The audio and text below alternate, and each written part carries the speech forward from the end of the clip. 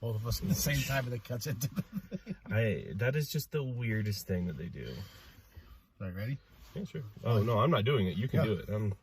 You got to do it. No. You got to do it. I don't got to do it. No. Yes, you do. You got to go. Two friends, one movie, nerding out, sharing their opinions, sharing their thoughts, giving their all and every... Get on with it. What up, y'all? Welcome to POP-FLIX. And we did something finally.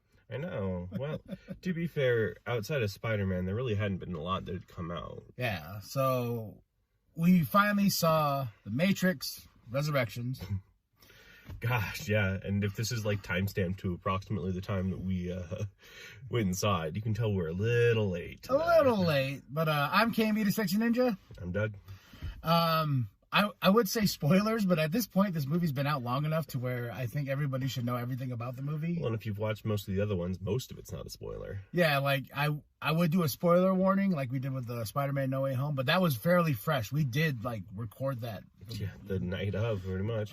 Yeah, so if you're here to watch this, you're here to watch this. You know, it's... So, let's just get your first thoughts on it. I don't know. We literally said, like, most of the way through that movie, this is not as bad as I thought it was going to be. It was a lot better than I thought it was going to be. I never read any reviews, but everything that I saw that was like a headline or two review was like, oh my gosh, this is a terrible movie. Or every YouTube video I see is like, this movie's garbage. It's trash fire. You know, just the thing. And I didn't read any reviews. I've seen the first 30 minutes, but then I stopped it. Then I told you, I was like, you know what? I need to see this. And then you watch the rest of it, and you're like, wow, that first 30 minutes does not, like, sell this movie, right? No, it doesn't. It's a very slow burn. It is. And with this movie in general, like, it's one of those things where seeing it on the big screen is necessary. Yeah. Yeah, because watching it on the TV itself is like, I have the option to pause, walk away, kind of lose interest, come back, push play. And with the movie experience, what I love about it is you're paying attention to that screen. Oh, yeah, no, I've always said that about watching a movie in theaters is unless you have like your own cinema in your own home, it's not going to be the same experience because there are so many other things that can distract you and get in the way. So. Yeah, like I'm willing to rewatch this movie again now at the courtesy of home. Now that I've seen it on the big screen, I've experienced and whatnot. Yeah, our fish, like, there's a point where in the movie I lean in, I'm like, this isn't as bad as everyone's saying it is. Yeah. But I did rewatch the first Matrix because I knew, like, I had absolutely no recollection because the Matrix was never my jam. But after rewatching the first one and understanding the concept of the first one and what the first one brought to the table, especially to movies and the way things are shot and the way with graphics, and I gotta say, I'm like, why didn't this grab me when I was a kid? Why, this has everything I want in a movie. Kung Fu, it has, guns, it has sci-fi elements and whatnot to it. It has all these things packed into one movie. It's definitely got like the hero fantasy to it too. Yeah, you got Neo, who's the one, and you got Morpheus, who believes in Neo. He's trying to get Neo to break free of the chains of being inside because Neo keeps saying, like, is this real? He's like, no, it's not real.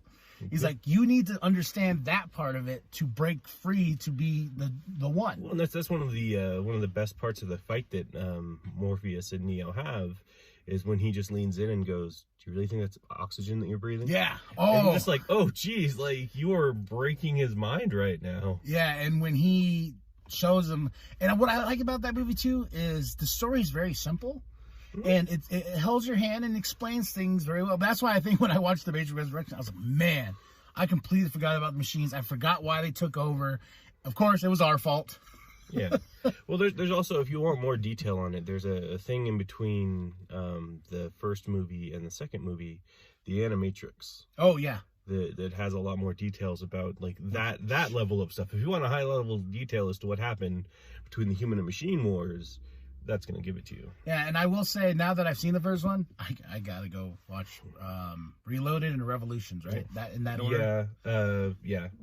You need to go into the right mentality, though, because I will say, you messaged me while you were watching it the other day. No, this was before I watched it. Before you watched it. Yeah, because I was trying to remember, like, everything I could remember about those two movies in particular that completely turned me off from the franchise. Yeah, and you're like, oh my gosh, why are they spending so much time in the real world? The real world, real world. You know, because literally the stakes in this movie are the real world. And I think the problem with Resurrections itself, there was really no stakes. They're like, we got to get him out. Well, why? Okay, well, he's a battery, a very high concentrated battery that Trinity is, because when they're together, but they can't be too close. You know, but even with that, you're just it's still what it's that Neo has the motivations.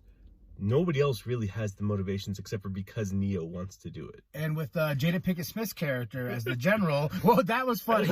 You're like, I totally forgot she was in those movies, and I'm just like, yeah, because like I said, I Matrix was never the jam, but I gotta say, after rewatching that first one, I'm just like, why was this not appealing to me?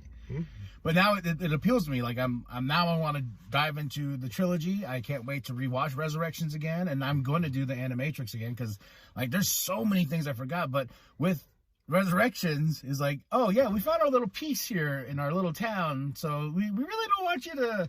No, well, it's that they are at peace. Like that's the cool thing too, is that it doesn't seem, at least, like the robots are actively hunting down the humans. Yeah, because now they kind of like came. Some of them work together. Yeah. And I do like in the pitch meeting when he's like, oh yeah, they kind of like sided with the humans and stuff like that. Well, that's a cool movie. Yeah, well, back to this one. Yeah, the robot civil war. Yeah. Because it's like the reason that the Matrix would need more people kind of makes sense. Like, because they're like, okay, well, we'll have peace with you. People that want to leave the Matrix can leave the Matrix. That's fine. Well, ultimately, how do you pitch that to someone, first and foremost? Well, and plus, too, like, in the first Matrix movie, it explains, like, hey, the sun was no longer there for them, you know, it just completely, but they found out the humans are the aspect of, like, energy and source of the power that they can use to pump up the Matrix and whatnot. And I was thinking about it, I was just like, the only stakes that I could really see, like, being, like, something that's happening as a consequence is when that swarm part of the movie starts happening and everyone starts jumping out the window. So I'm like, is that like a bunch of people really dying right now in their pods? You're killing people in their things. Like you're why? You were just explaining that you have an energy crisis and these are your energy sources. Well, like that's like actively throwing a power plant at somebody. And with rewatching the first movie, like especially when Neo pulls it out, like pulls a little thing out of his thing. It's like it's almost shot for shot, you know. And that is part of my issue with it, is that it doesn't seem to let go of the past as much. It seems to very much be wallowing in the old movies. And him being a video game designer, like after I really thought about it, and you said this after we got done talking, it would have made much more sense if he was like a movie writer and he wrote The Matrix, and this was the reality that he made. But I understand that they got to keep the hacker part of it. Well, it's because if he doesn't do that, the whole thing with the modal in the beginning doesn't make like and that's what I was saying. If he was a screenwriter who had a passion for computer programming, like that makes more sense to me. Like he was like, hey guys, so you know I'm still designing video games, but I wrote this script because all this data and code I use. And that was a weird thing with the movie when they were using clips from the movie and saying like, oh, that's the video game. I'm like, that does not look like a video game from 1999. Especially because it's like he's a game designer from 1999. And you're like, if you say graphics were like that in 1999, you obviously never played any games from that decade. Yeah, because 20 years inside the Matrix and 60 years in the real world. Yeah. Well, so I have to believe that, because remember they cycle every once in a while. Like that was the things, as he would go back and redo it and redo it and redo it. Given the context that they had for Trinity and Neo, I don't know if Neo was actually in the Matrix that long, because you saw a few of their experiments. They weren't in the Matrix initially. Yeah, they were putting them back together. And Neil Patrick Harris character, the analyst. Yes, the analyst. Explained it took a lot of money.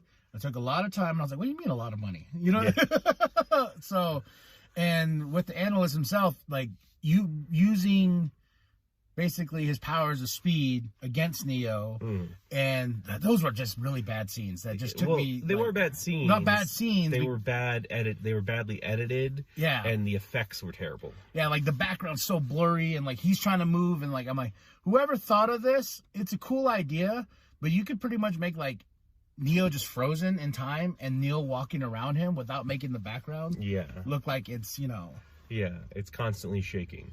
Yeah. No, I still think that's really weird. It didn't end how I thought it was going to end with that, like with him using the bullet time. I really thought it was going to be something along the lines of Neo was going to break through, because he's like, oh, use your own power against you. He's like, well, so shouldn't Neo have this power then? Well, he gains a power. He does. Well, he gains a couple. But you'd think of like, if bullet time was something taken from Neo, he should just be able to use it. Like, that's how I thought it was going to be, was like he was going to push through and then be able to himself do the same thing, where they would be like fighting in fast motion while everyone around them is in slow motion. But obviously we found out the analyst isn't a fighter whatsoever. Yeah, and I finally get the memes, because I saw the memes of everyone's like, my Matrix in 1999, and then our Matrix 2022. And I was like, oh, okay. Like, and it was funny. It's like, I didn't mind that so much, because there was some good hand-to-hand combat, especially with the first fight with Smith. And when Jesse in that little, like, weird area down. I think it was the only fight with Smith. No, it is, huh? Yeah. And Smith's character, like, I did like that scene where he, like, picks up the gun. And I don't know why, kind of myself, kind of like, when I was just like, oh, he's about to unleash it. Then really, he didn't offload. No. Well, I don't know. It was just kind of weird that it was so obvious that guy was Smith from the very first line he has. Well, everybody, even the new Morpheus, he... And I went and thought about it. I was like, I kind of really do like that actor. I really do like that actor a lot. And I think with the portrayal, finally, like, I'm glad I got to think on the movie, and I got to see the first one and be like, and that scene where he's talking and he's like, at last, like every time when he's trying to be Morpheus, and he's trying to be Lawrence Fishburne's character, and he just like tries to repeat it, and he's just like, it's just I'm just trying to make you feel better about this. It's the classics. He goes, I got to tell you what you need to tell you, because after rewatching the first movie, I was like, man, Lawrence Fishburne's Morpheus can't be duplicated. No, that's why you wouldn't want him to try to be the exact same person. So what he brought to the character, and with that kind of like, I'm going to try to be Morpheus, but I'm going to kind of break character and be like, dude, I don't know what you want me to tell you, because I'm also part Smith. No, and he's because the new Morpheus is programmed as part Morpheus, part Smith. And it's interesting to me when he offers him the both things the first time, and the guy just runs. I was like, whoa. No, you're supposed to pick.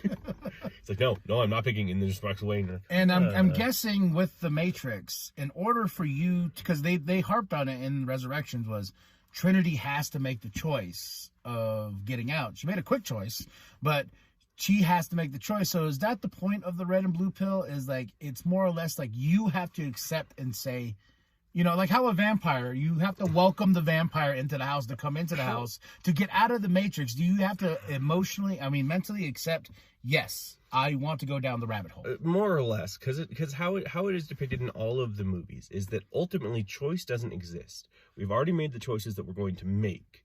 The premise of the pills is just to accept the fact that you've made that choice. Yeah, and that's what I was guessing, especially with Trinity, because no one offered Trinity a pill. No. She just automatically was like, Tiffany. Don't call me Tiffany. They flat out was just like, do we need to give her a pill? And they're like, technically speaking, no.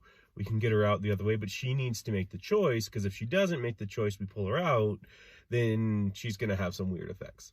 Which is also so weird, though, that she didn't have the same issues that Neo had as far as his memory goes, because like throughout the entire movie he was having these memories of the Matrix and of his life, and the analyst was telling him, hey, it's two separate things, you had this really psychotic breakdown thing, and this is your real life. Where Trinity was just like, yeah, I saw that game that you did the other day. I thought she looked like me, and my husband laughed at me because obviously in the real world, it made me so mad, you know, because like I wanted to kick his jaw off, and then what does she do to the analyst? She kicks his jaw off. And in tidbits of the movie, when Neo's standing in the mirror, he doesn't look like Neo to the outside perspective of inside the Matrix, and so Trinity is the same thing, and because you saw those little glimpses in the mirror and whatnot, On the coffee table and stuff like that. And a coffee table and stuff like that. So, I did like the idea of saying like, hey, you killed yourself. And, you know, you tried to commit suicide, you know, but we brought you back, and, you know, now you have to deal with your mental capacity. And I did really like that scene where after Morpheus tries to offer him the pills and whatnot, and then all of a sudden the shootout in the building itself, then all of a sudden when he sees Deja Vu, the cat, and he goes, and all of a sudden that weird scene where it kind of just slowly transitions back into the therapist's office. I'm like, what a way to fuck with him. Like, yep. No, I think it's a pretty well told story overall, especially compared to most of the other Matrix movies, where, you know, Reloaded and Revolutions, some of the story gets a little convoluted, especially when it comes to Smith in those movies, where I ultimately I'm just kind of like, why is there Smith in this movie at all? Because in Revolutions, that was kind of the purpose, was to delete Smith permanently, like get rid of him. And that's why Neo sacrificed his life, was to have him be connected to the source and just... Oh, yeah. I totally forgot about that whole scene with them and the Trinity. You know, I was like... Because I was like, oh, yeah. There's a lot of things that it was like, oh, yeah, she died. Yeah. No, that's a pretty big part of that movie, is the fact that she got to see the sun first, too, which is also part of that reason when they were standing at the roof at the end and she looks at it, she goes, it's beautiful. Because that was when they flew up in the air. Yeah. And when I do my rewatch, there's gonna be things that I'm gonna be like, and I probably like appreciate Resurrections a little bit more, because it is a rewatchable movie in my mind. Yeah. Like I do want to like watch them. I probably won't watch Revolutions and Reloaded as much, but I will. I don't know. Some like you are wrong that some of the fight scenes inside those movies are pretty awesome. Yeah. Oh yeah. But it's I don't know. We were talking about the third one where you're just like, well, you know, the entire time they're having the fight in Zion against the Squiddies, and I was just like, oh, go back to Neo and Smith, and I'm like, man, that's literally what they're fighting for, is those people. And literally too, it might be a different one. I might text you and be like, I'm an idiot. No, and it's interesting though, because like, yeah, I understand that the fight isn't exactly the greatest thing. It is pretty cool though. But you know something that the other movies had that this one didn't? Consequences. Oh, like at the end when they just kind of flew away together, it was kind of like, oh, well, in the first Matrix, there's quite a few people that die. Cypher, everybody dies. Yeah, Cypher betrays them because he has this idea of like, oh well, you're gonna give me what I want here, and I wish I could really taste this steak, and I want what I want here in the Matrix, and which was also that part when he was sitting at the table, Neo in that movie when he was watching something, you see he was eating the steak. Mm-hmm. Yeah, so there's a lot of cool callbacks and a lot of like things where it's just like scene for scene of the acting and whatnot. Except for nobody died. Nobody. And then like the general's like, hey, like, don't bring hell upon us just because you got to go get your girlfriend. And then immediately after that turns around and goes, okay. Yeah, because we went to the little girl he met at the end of the third movie, right? Mm-hmm. Okay, because I was like waiting for her to pop up in the first movie. Yeah. Then I was like, oh, and I went back when I watched the pitch meeting, like, oh, she was in the third. I was like, oh, okay, cool. She in the end of the second one, when Neo uses the one powers to destroy a Sentinel, he goes unconscious, ends up in the Matrix, ends up in limbo technically, and that's where he meets them. But no, it's so weird to me that how much they were trying to emulate the first Matrix in a lot of ways, that nobody died, nobody was betrayed. And you're just kind of like, there were some scenes that people could have died. And it was more of a happy ending than it was for the first Matrix. It was more of a happy ending than it was for any of the Matrixes. Yeah, this was like, Neo got his girlfriend back. Cool. And that scene, too, where Trinity's the one that flies. Yeah. I was like, why can't they both fly? Well, then they do end up both flying. Yeah, but that's what I mean. I was like, that would have been cool if, like, when they both jumped, and because she tells him, like, this is where my dream ends. And when they were doing the flashback with her dreams, So I would say the only consequences is the swarm when people just started jumping out of their windows. But that's nothing that's going to affect the main cast. Yeah, but the main story whatsoever. But as they were going, and now that I have this knowledge and context of it, I'm like, oh shit, he just killed a lot of pods, like a lot of batteries. He just flushed down the toilet. Yeah, no. I will say though, this movie was definitely a lot more humorous than the other ones as well. Oh, much more. Like, much more. I don't mind that so much because people want it to be like super gritty. I'm like, no. What is the last I was gonna say John Wick. What was the last Keanu Reeves movie that you saw that was just exceedingly super gritty and had no humor in it whatsoever? Yeah, I would say the last thing humor-wise was Bill and Ted. Well, no. He does like he's just. I'm sorry, I really don't watch anything outside of the John Wick universe. No, but even in the John Wick universe, he's still. Like, there's still comedy aspects to it. It's not nearly as gritty and serious as The Matrix was. People keep asking if I'm back. I'm feeling pretty back. But it was... He literally stabs someone and goes, I didn't kill you. Professional courtesy. Like, jeez, dude. No, there's and I would say for the experience of this, us going to it, was also seeing you in those little moments of like, aw. You know, and I was like, what is he on about? like, I don't, you know, like now that I go back and watch these things, I'm like, oh yeah, no, there's a lot of good movies. I will say though, I think oddly enough, one of my favorite scenes in this entire movie was the end, when they just beat the shit out of the animal. And she's what I really liked is when she kicks him.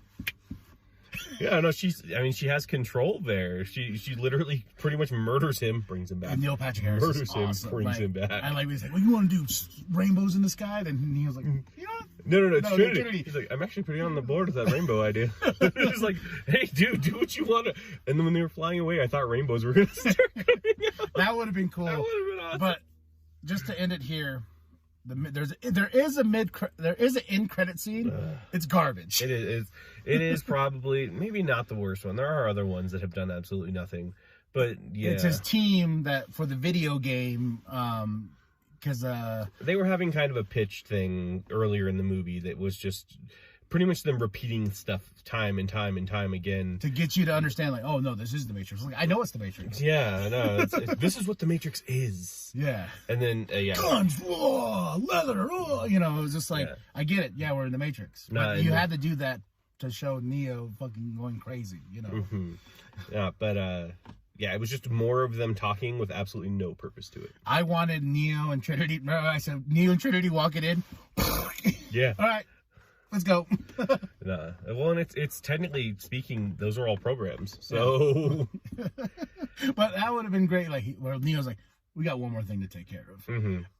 I do like though that the girl. The little girl actually showed up earlier in the movie. Mm-hmm. The one that was now an adult from the third movie. She was the bookstore owner that was that lent him the Alice in Wonderland book. Yeah. You're like, oh wow, and the rabbit down the hole, like especially when things. I will say right here to our rating. What would you rate it? It's about a 6. So you said 6. I think I went up to a 7, just because after my rewatch, I'm like, oh shit! Like the detail to the White Rabbit, the detail to everything in the movie itself was pretty cool. My string? Yeah, your string. Yeah, my string. I don't know. I thought it was fine. I mean, it relied a little too heavily, which is one of my problems with other movies that do this, like Force Awakens. It relied a little too heavily on the nostalgia factor of the original one. So, because I feel like they could have done so much more of a story without constantly having to. Like, it was a constant reminder, like, hey, the first movie. Hey, well, every time someone would say a line, and it cuts back. It doesn't even like because that was my problem. I told you about this. If you say the line, if somebody has seen those movies and it's a good enough line, people are going to remember that they said the line. Like that part when he goes, Mr. Anderson. You're like, did we need a cutscene from that? Because that's like one of the most iconic things that Smith says. And Hugo Weaving in that movie is so creepy. Like, he's so great in the first one. I know, and that's it makes me so sad that he's not in this one. Oh, that's just by choice. I know. Well, it's probably the same for Lawrence Fishburne. Yeah, but he's like, no. I mean, they did do. And I was thinking about Hugo Weaving at that time when those movies were popping off. Lord of the Rings was around that same time, so he had like 2 trilogies that he was getting banked for. That's not the only. V for Vendetta came out about that time. Oh yeah. The beginning of the Matrix or the Transformer movies came out, and he's Megatron. Yeah, he was a big thing back in that time. In that in like a 5-year stretch about that, he was real big. And I think towards the end was Red Skull, right?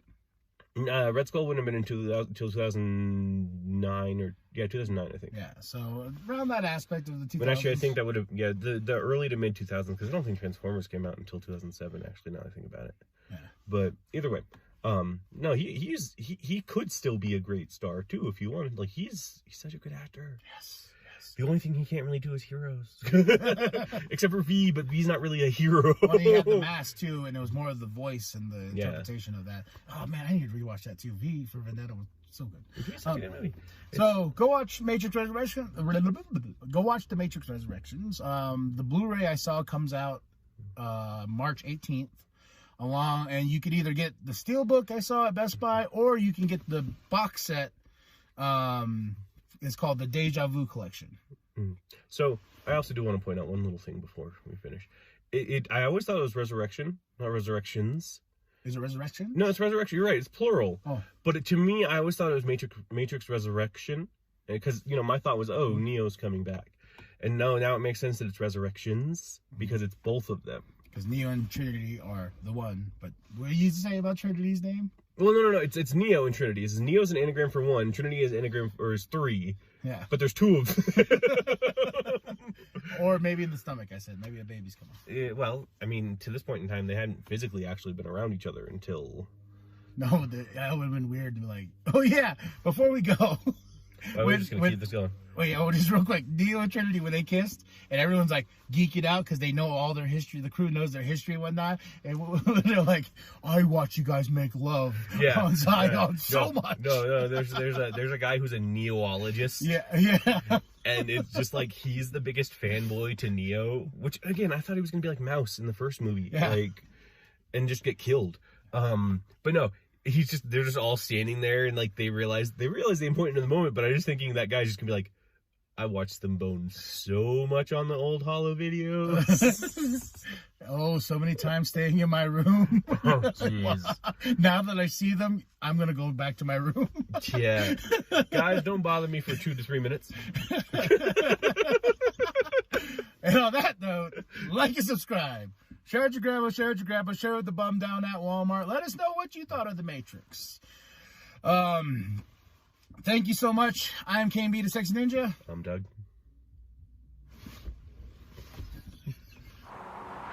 Okie dokie.